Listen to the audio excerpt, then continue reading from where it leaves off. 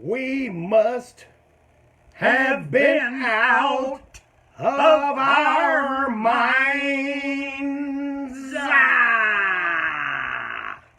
That's right.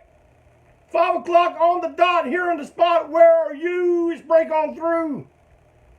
I don't see anybody in the house. Where they at? No, here they come. They better come on. Oh, there's Todd. He's here. I got too much good hot shit not to have a big crowd for. Tell them come in. As you know, it's break on through, and I am Jeffrey K. Clayton, the long-haired weirdo, the unimpeachable President for Life. Oh, we got people from Canada. There's old Benoit. There's Nikki. Brad Mullins is here with us. I saw Trusty. Where's TNT? Mr. TNT? Nathan Trusty up there a little bit ago. Brother Trusty. Dennis Highland. Dennis Highland, who Janice has dubbed fanboy number 2. Wow, they are coming in. Come on in, everybody. We got a lot to do today. You know what? I can't really wait for everybody. I got to start, and you can see this on your playback. I got some stuff in the way. Let me get this ivermectin out of the way. But, you know, I always try to tell you about my good mail days. I had a good mail day. From my main, Callie Hellstrom. From the state of California. Look at this. A Betamax copy of Guyana Tragedy, the Jim Jones story. Is that the one with Powers Booth? Yes. Oh. That's good shite. Oh, now you got to find that's a a Betamax good one. Now, I want you to look at this now. You say, oh, well, Jeff Clayton, that's a Halloween VHS tape. You can find them anywhere for 25 cents. Can't find one like this there, cowboy. Callie made this one custom. By taking apart other VHSs. And you got orange, white, and yellow. Your candy corn colors. Splattered in blood. And he says it still plays. Well, it's going up in the museum. People are going to say, what the hell is that? And I'll explain to them what I just did to you. Now, I want you all to put your hands together for Mr. KD, the Dean of Sods, Adam Wolf. Here he is live, and it ain't no jive. Live and it ain't no jive. I'm happy. I'm so happy to be here, just like Minnie Pearl said. I'm happy to be here. Dean of Sods, what do you think of that break on through brew? I'm going to give it one more go. Well, hold on a second before you do. We got to raise our glass for something.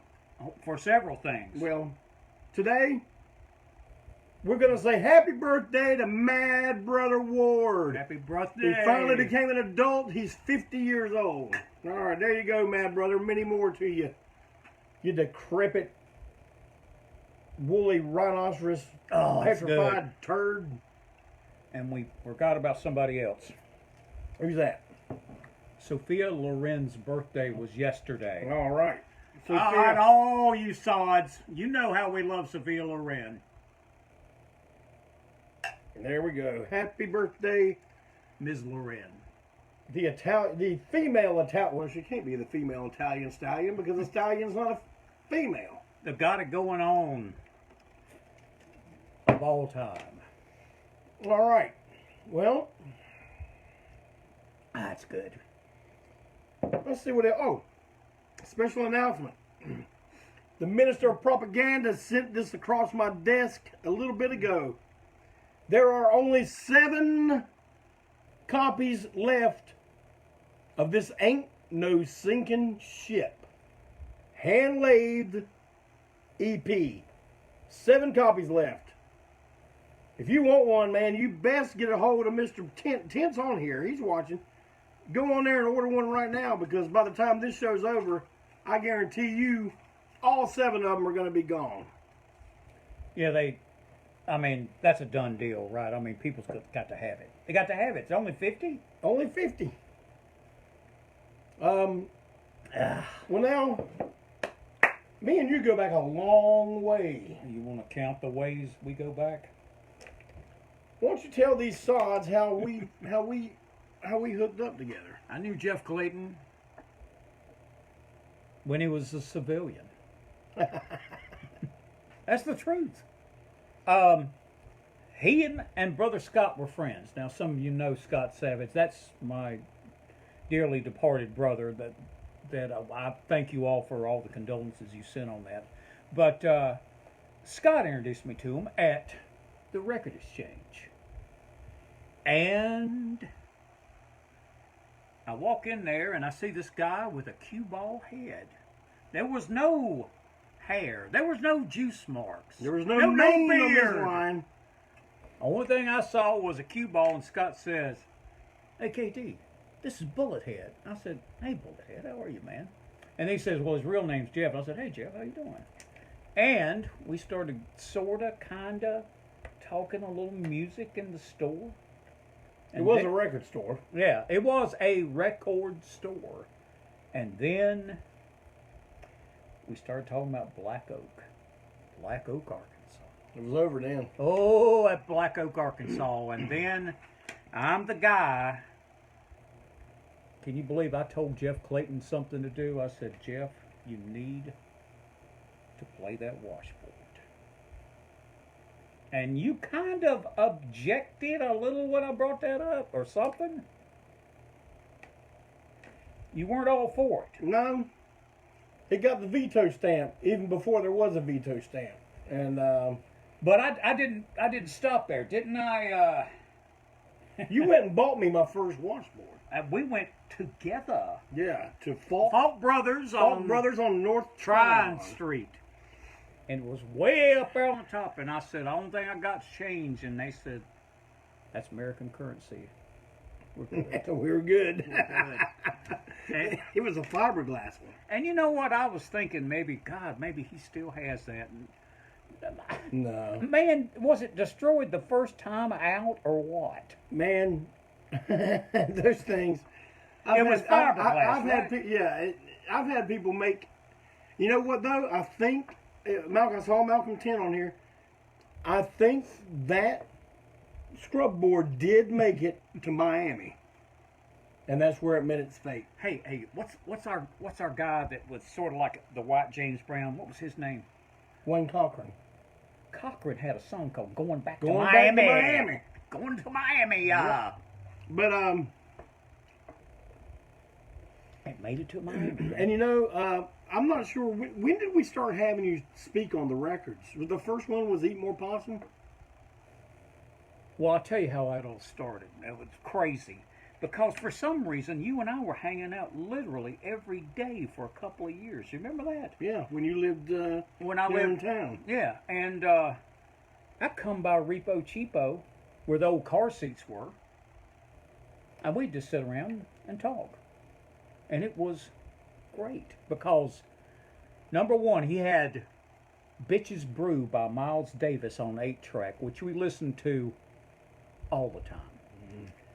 We also listened to Venom, 1,000 Days in Sodom, and the first thing he said was, "Man," I said, "what about these Satan worship? What is this?" He says, Jeff told me, "No, man, they're heel on Satan. Satan ain't out of control enough for them." And I said, "Oh, yeah. 1,000 Days in Sodom. Yeah. But man, I tell you what, think about those old days. Repo. I don't know if you remember this one. I was doing a senior project at UNC Charlotte. I remember this one. God. Oh, God, it was great. And I said, I got to inject a comedy aspect to my little video presentation. So, Brother Claude got the VHS camera, which were very expensive in those days. And they were huge. You had to have them on your shoulder. And we went into Repo Cheapo. It was about 7, 8 o'clock at night. Nobody's in the store. And I told Jeff, I want to film you selling you a box of donuts. because we were having a donut. We were having a donut fundraiser to go to the Biltmore House or something like that. I don't know. The Biltmore House needs money. Yeah. We made it to the Biltmore House, all right? And so I go in there. I kind of tell Jeff, be expecting me. And I says, just do something. Oh, motherfucker. I walk in, I say, excuse me, sir. Can I sell you a donut? He reaches under the counter, pulls the shotgun, aims it right at my head, and says, yeah, I'll take one. And then he says, well, I want to try it first. He had the beard, and he had the hair by then. He just gets one of those Krispy Kreme donuts and just inhaled it. And all the glazed sugar was all over this beard. He's going, that was good as hell. I want some more. Now get the hell out of here. Didn't you play that for your class? And the place erupted. I got an A+ on that project because, all right. Oh, that was good as hell. You know, I've been the subject of a lot of people's school projects. Pictures or videos or stuff like that. I never see them once I do them, you know. Man, I lost that video. I can't find it. God, would I love to have that picture of you. That'd be some solid gold I right there. mean, you just got that Krispy Kreme. I mean, you just kind of wadded it and just threw it in your mouth and thump, thump, and then it was just like it'd been snowing on your beard or something. It was fucking great, dude. Well, you know, a lot of people mistakenly think, still do, to this day, think that the spoken parts in between songs and I guess they started on Eat More Possum, and they continued on until our most recent stuff. And a lot of people think that's me. A lot of people say, oh, like when you said, well, it's like, you know, I didn't do that's the Dean of Sods. That's a different person, you know. See, tell them how the Dean of Sods came to be. I didn't want to use my name because I'm getting into the teaching field. Right. And I told Jeff this, and Jeff said, your middle name's Dean, right? And I said, yeah. How about the Dean of Sods? I said, that'll work. So the Dean of Sods. So, in ANTiSEEN world, I play the part of the Dean of Sods. But that's how that come about. But, God, how many records am I on of yours? Man, I'm sitting here trying to think. I should have been a little bit better prepared for that because I don't know. I would say practically every full length that came out after Eat More Possum, with the exception. There was a couple times in the late 90s, right? When y'all didn't have any spoken word stuff in between. Yeah. But hey, it's here to stay now. I'm up for anything. What are you gonna do? Complain about it? I love it, man. I love being part of ANTiSEEN world. Hey, show them Bubbles, dude. I mean, have y'all seen Bubbles here? Is Bubbles not a bizarre? We're looking for more. If anybody comes across any of these monkeys blowing bubbles, ceramic, they're made from a Japanese company. My wife loves this Japanese company. I can't read that. It says Japan's all I can read. Yeah, I see Japan, but Tilso is the Japanese company that makes these. So if anyone sees these, and you're like, hey man, I'd like to have a couple ANTiSEEN albums, trade me a damn bubble blowing monkey. Jackie B gave me this monkey. And well, we got to explain to the people who Jackie B is. Won't you start off by saying how you got him on that first record, and I'll take off from there. How about that? See, one thing, when I hung around Scott,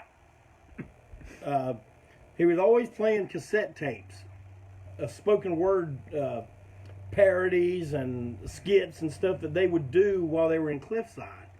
And I would say 90% of them included a character named Jackie B. Goforth. Now, this is his real name. He's not like that's not a character name. His name is Jack Briscoe. Is it Jack or Jackie? Jackie's Jack, is what it got called, yeah, right? Jack Briscoe. Jack Briscoe Goforth. Today's advertisement shows us at his tombstone, and you'll see it's written on there. But he went by Jackie B. And this is when we was hanging out at Repo, and I would bring this stuff, and we'd just sit and listen to it. And you see, I never, to this, well, of course I can't now because he's no longer with us, but I never met him in person.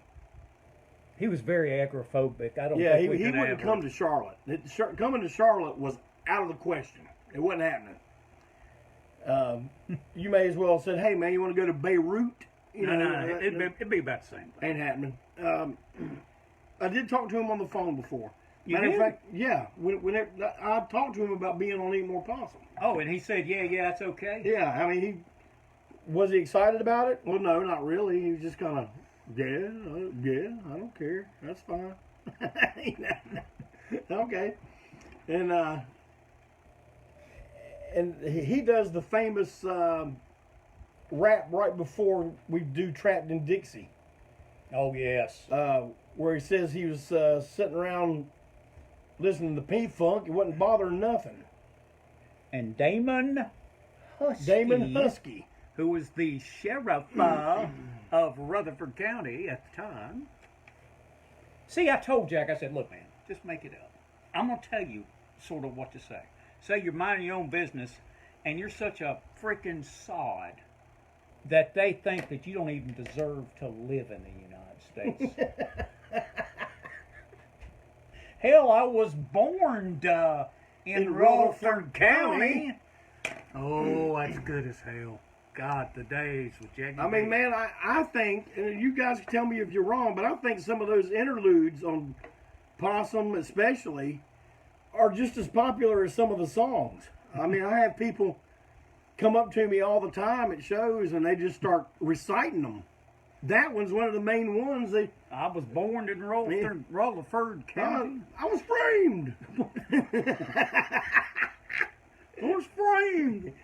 They took me in front of the Board of Inquiry. Man, y'all are kind of like the Trailer Park Cheech and Chong. Man, Jackie B probably never breathed a day of freedom in his life except one time. Jackie B decided that he liked Schlitz malt liquor tall boys because he didn't like that other beer because there's not enough buzz for the buck. And I took him, the Ramones and the Runaways are coming, and it's 1978 in Charlotte, and I got him out. And that mofo, so he went to Charlotte. That mofo had the damn best fun of his life. He was super guzzling Schlitz malt liquor tall boys, and by the time we crossed the Catawba River going in Mecklenburg County, he's screaming, "God damn! I used to fish in that river." we saw the Ramones, and after that he was Ramones. Hardcore Ramones and Pistols. That's all we were about. Well, we liked Rolling Stones and other stuff, but we liked Ramones and Pistols. And man, I'll tell you a couple of things. Man, look, you know that's where we had a lot in common because we were small town guys on the other side of the state. That's right. And we were our minds were completely blown by the Sex Pistols and the Ramones. Mm-hmm. Before that, we were, Alice Cooper, Kiss. Aerosmith, but when the Pistols hit, and everybody was coming down on the Pistols, and I'm just thinking, I'm telling Jackie B, I said, that God Save the Queen, that was the first song I heard. I like that, man. I mean, I really like it. Jack said, yeah, and that Anarchy in the UK. So Jack went to some record store in Spartanburg and got the French EP pressing of Anarchy in the UK, and he used to wear that out. Seeing Jackie B sing Anarchy in the UK, it was good as hell.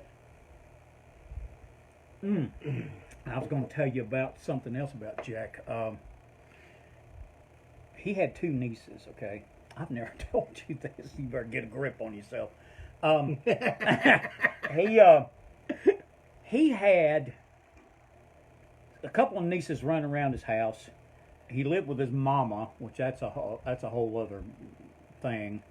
But they would have their little drawing and coloring books and stuff.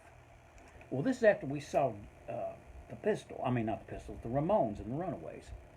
And I saw some little kindergarten scrawl, like barely legible. It said, "Love is the thing, baby." And Jackie B saw that and he says, and started doing a Ramones. "Love is the thing, baby. Love is the thing, baby." And he used to say it all the time. And then he'd always make Ramones songs up. Like I went over his house one night. He's drunk, Schlitz malt liquor, tall boys, and I go in there and he's cooking hamburger steaks for all of us. All right, he got that completed, but he's by that time his tater was pretty much baked. I mean, you know what I'm saying. And so I say, "Jack, where's the rolls at?" He started running around the house screaming, "Where's the rolls? I put them somewhere." And then he found them on top of the fucking refrigerator for some reason. And then he started making a Ramones song. "Where's the rolls? Where's the rolls?" I'll tell you a funny story about him. I ain't never told you this one either. Me and Jack used to like to go bowling. Now, I am probably the worst human being on earth to bowl, but I like it. I'm no good. If I bowl an 80, that's all right. Well, we go down to this one bowling alley, and they got Schlitz on tap. No shit. Not Schlitz malt liquor, but Schlitz on tap. And Jack looked at the guy and says, "You don't have Schlitz malt liquor?" He said, "No, just Schlitz." He says, "I guess that'll do." They give him a pitcher. He goes sit down. He pour about half a cup. So I screw it and just turn the pitcher up and down. Well, I started joining in, and I'm getting ripped.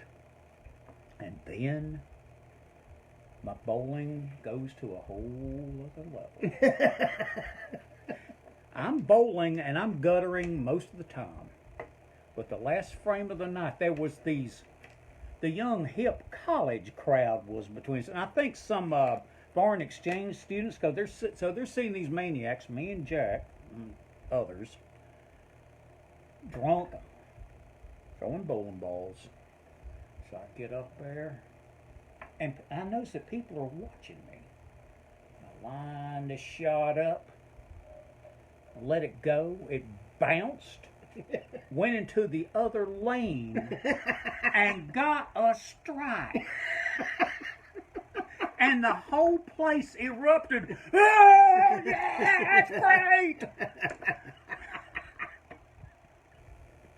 I got a strike in the other lane, and there was this little like 90-pound girl sitting there with a bowling ball and looking at all this, and I got her a strike. And you struck in her lane. Yeah. Okay. I mean, it bounced and. Can you believe that shit, man? Man, you were around from the beginning of ANTiSEEN. Yeah. Pretty much. Saw you at the Yellow Rose. As a matter of fact, Malcolm, which I've told him about this before, Malcolm, which had pressed the worst single ever made, you can hear me yelling on that. On the Jeff Leppard record. Yeah. Yeah. Because I'm screaming something along the lines of, "Preach that shit, brother." And some guy said, "How about coming out back?" He said, No, man. This is what Clayton's great. He said, "I'm talking to the women now." Scott was there. And I'll never forget Melvin Whitlow being there. Yeah. And for some reason, Scott decides he's going to do a little slamming. But he gets down on the ground and starts spinning around on his ass for some reason, which I never quite figured out. But Melvin Whitlow jumped into the middle of it, and he slammed so hard, he ripped the complete crotch out of his pants. And he had to leave. This was all during the Jeff Leopard show? Or something. I mean, it was just completely out of hand. I mean, it was a great night, dude. Great night, man. Well, man, I also remember, now see, if you were to sit around and listen to me and KD talk, like now we're kind of on, so we know we're supposed to entertain. Yeah, we're entertaining a little bit. But if you just listen to us talk,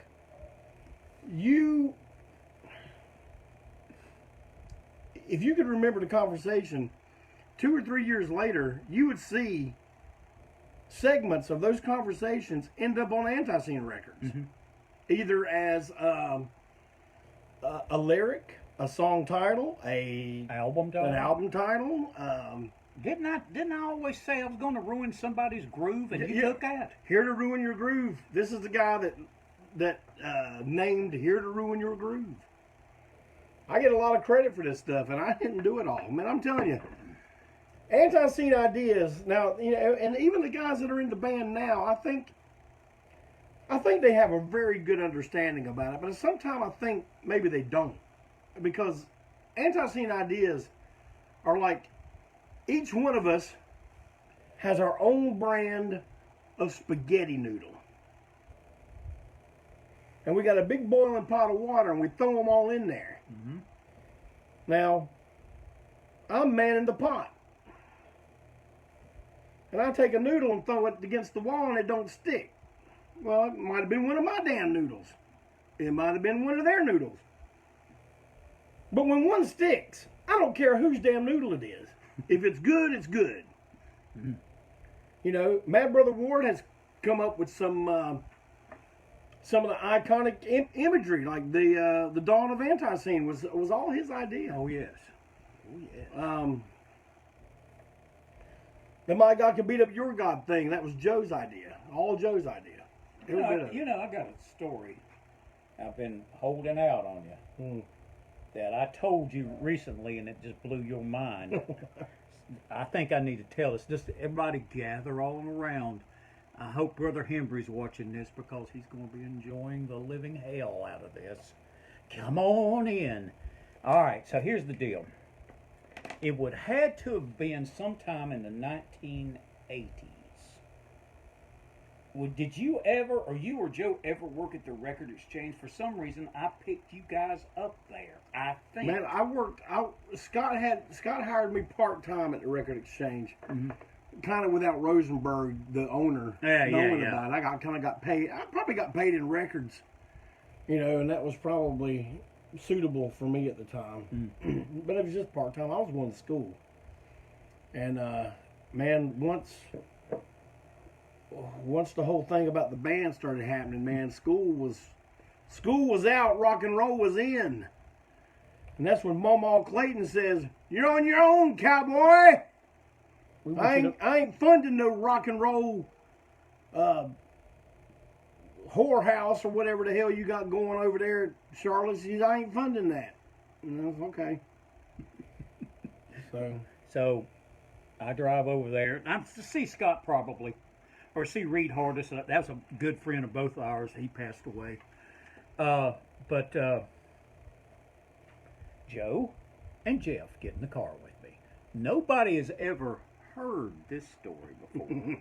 Nobody, except I told him, and he was on the floor laughing. So let's see how. I didn't really remember it, but when he says it happened, and I know it more than likely did. Now you gotta remember, Joe, during that time, this is the vibrant libertarian running for office, Mr. Gun, Mr.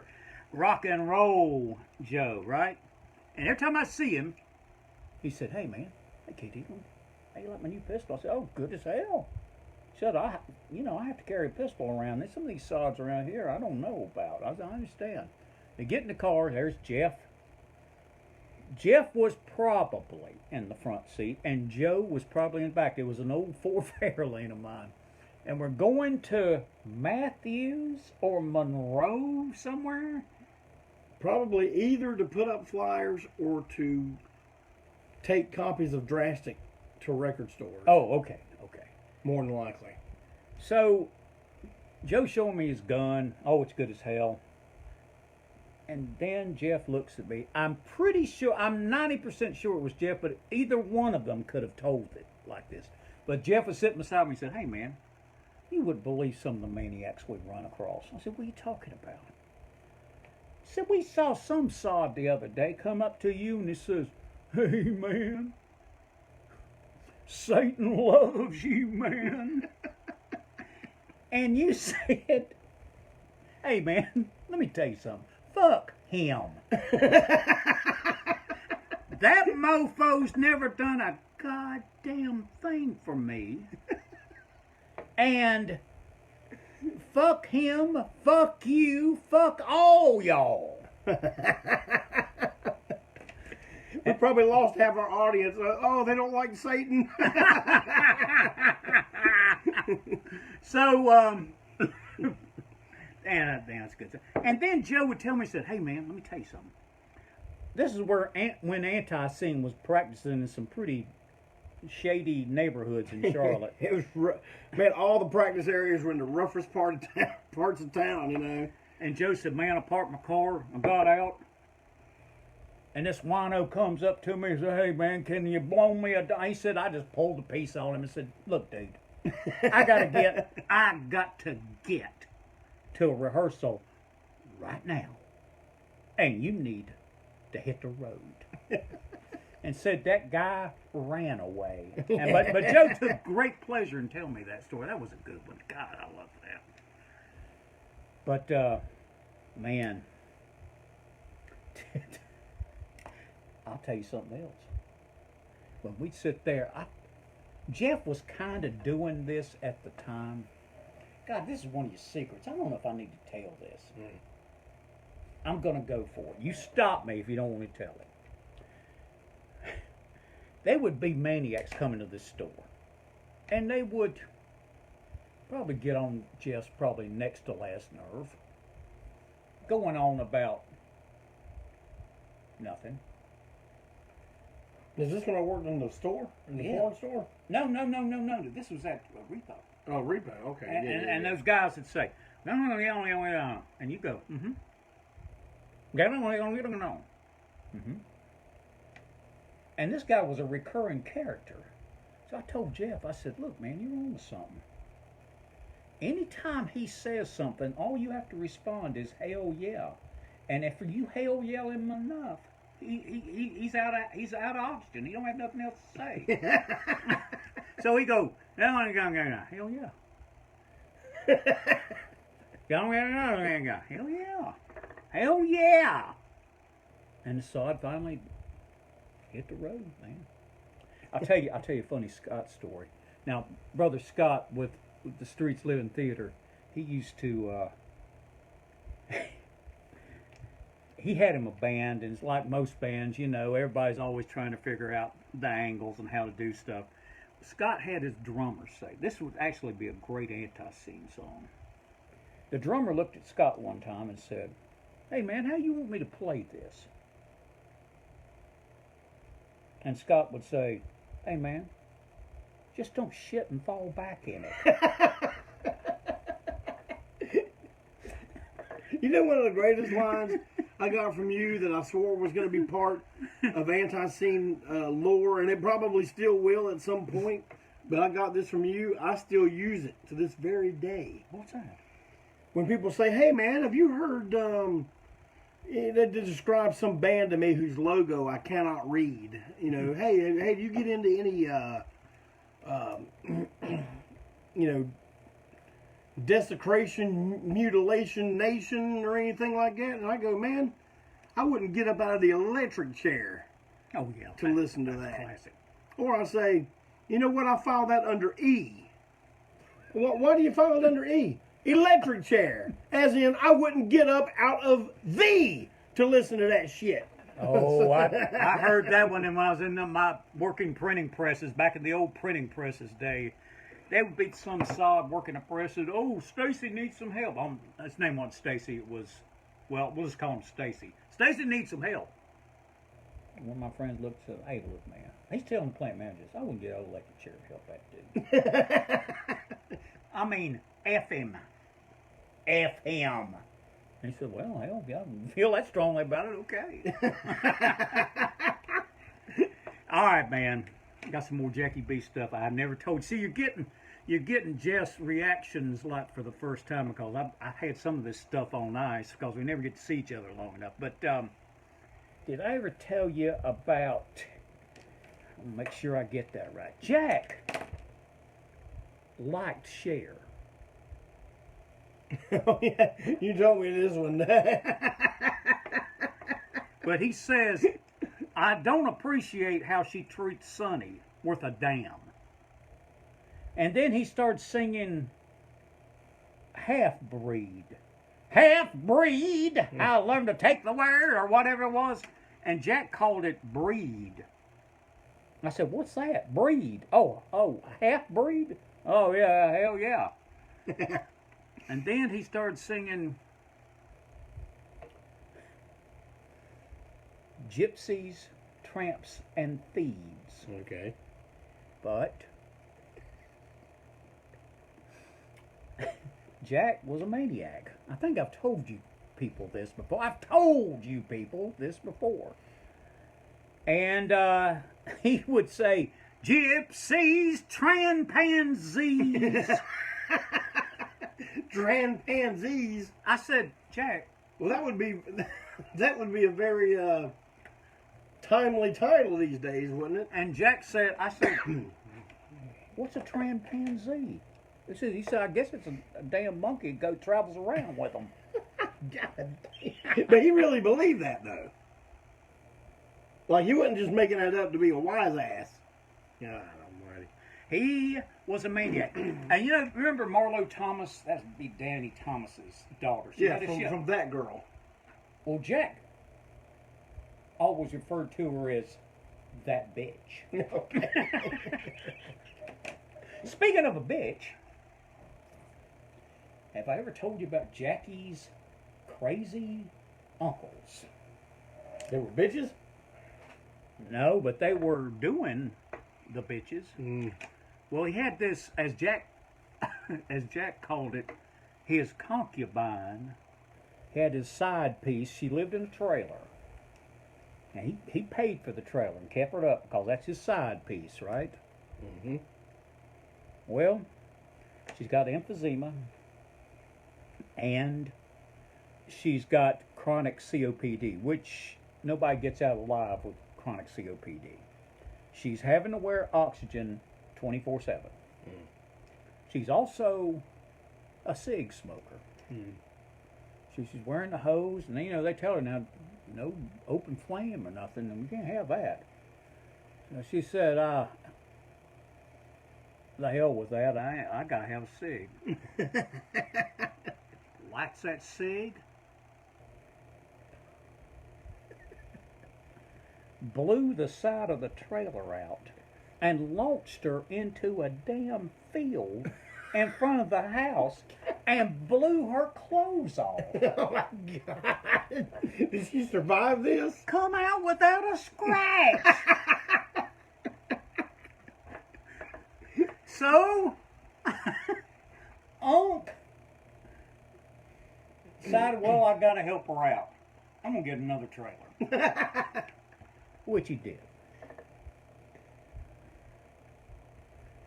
Oh, it ain't gonna happen. She's still on the oxygen. She's still on the oxygen and not and she still ain't getting up. She ain't giving up the cigs, right? Even after being blown out into a field. Well, that was just a fluke. I mean, you know, what's the chances of that happening again?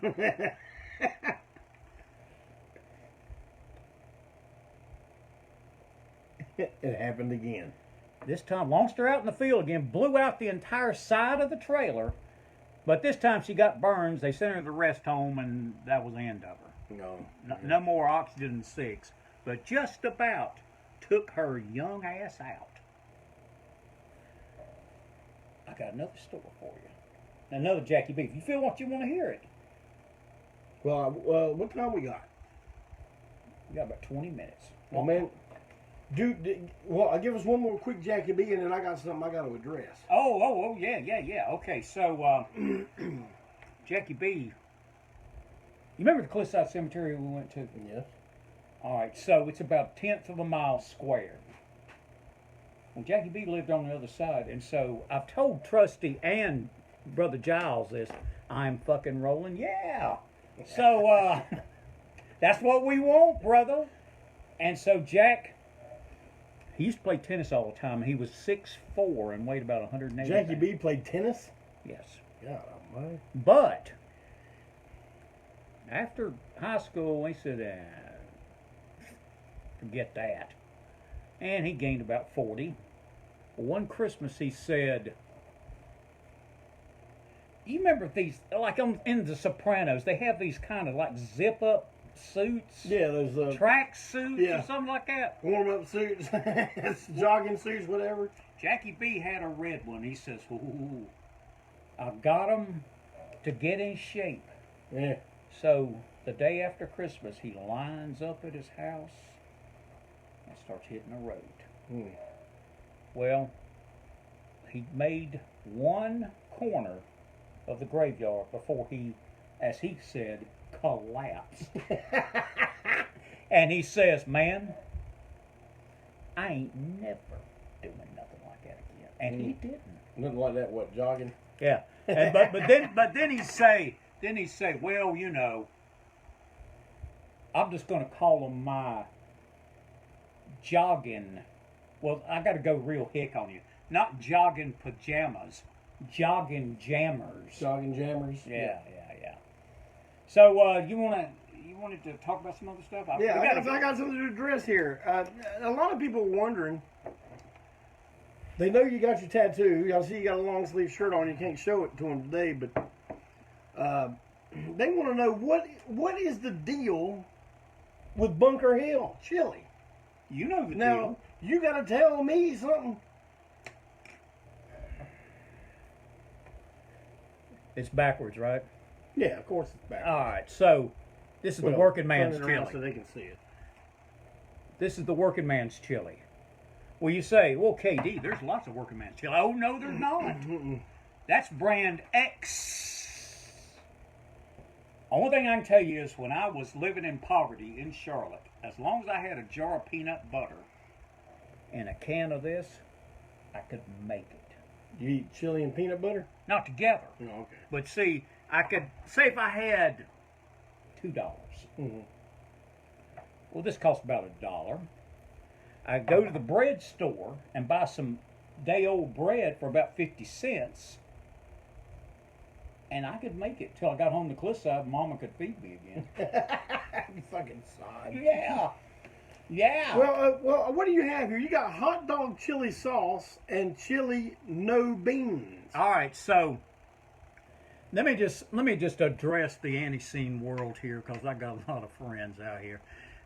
Let me tell you something. You can't be first because I'm gonna get my Bunker Hill can autographed.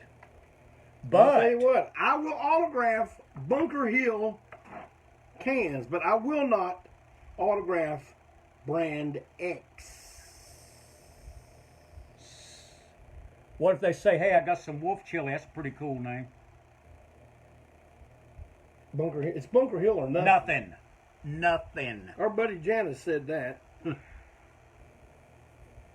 It's Bunker Hill or nothing. Oh, God, that's good. Where am I going to display my Bunker Hill? Look at that beautiful thing right there. Look at that. That's an autographed can of Bunker Hill. I love it.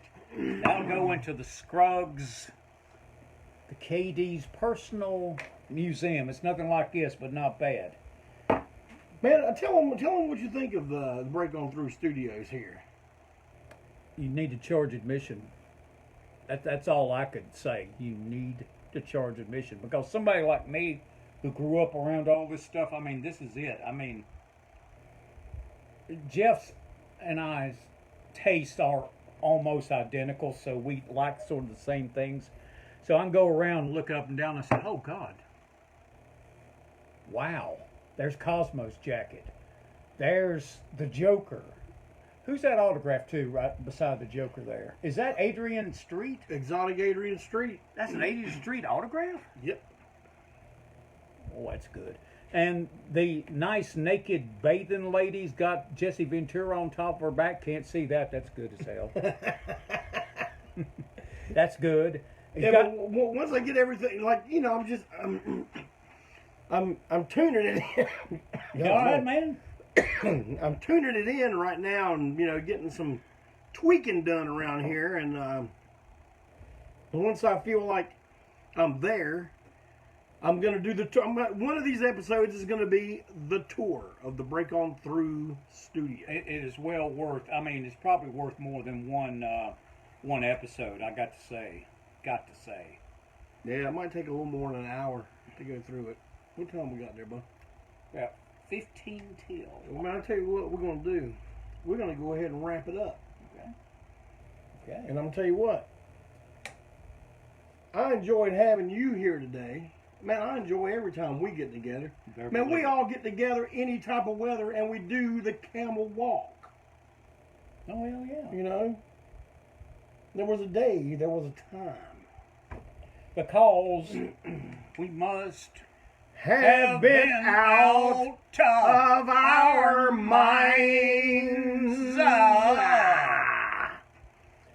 From the old JC to KD. And the KD, the Dean of Sods, we say to you, tune in next week to Break On Through. And you know, this ain't the last time he's going to be here. I would like to come back anytime you'd like me to come back. How about that? Well, I'll tell you what, I'll let the people speak. And when the people say we want more KD, well, I give the people what they want. Can you dig it? I can dig that. Yeah. I can dig that. Whatever. By the way, this is gold. This is really from now on, all guests get Break On Through brew when they sit here with me. Even if they say, I don't really want no Break On Through. You got to be drinking. No, mofo. You're gonna get it. You're gonna get it. You're gonna get it. All right, to Bad Brother Ward and his 50th birthday salute. We appreciate you. You're great. To that got it going on, Sophia Loren, 87 years old today. 87. Well, man,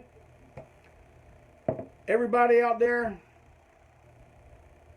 you take care of yourself. I'll see you next Tuesday where I'll have another exciting edition of Break On Through. And I got some stuff to show you next week. Oh, you yes. ain't going to believe it. It's going to blow your mind. Mind. Take care, everybody.